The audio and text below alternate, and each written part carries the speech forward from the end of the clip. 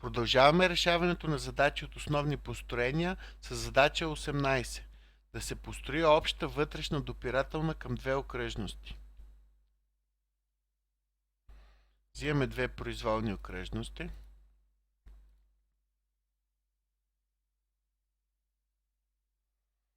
Свързваме техните центрове. Сега прилагаме задача 8. Да се раздели АС, съотношение АБ към CD, вътрешно. Взимаме произволна права. Нанасяме радиуса на първата окръжност. Т.е. той вече е нанесен. Взимаме пресечната точки. И в точка G нанасяме радиуса на втората окръжност.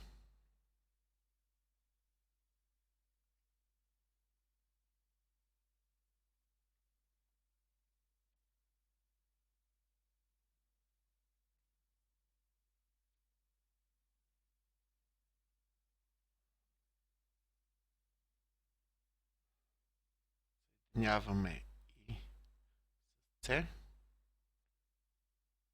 Прекарваме успоредна права с точка G.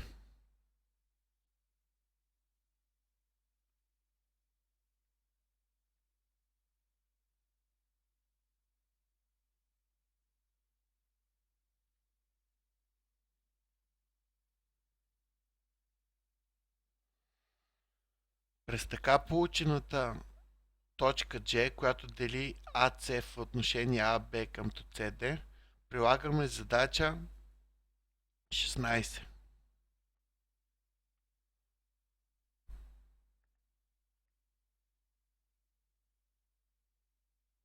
Допирателна права и към окръжността.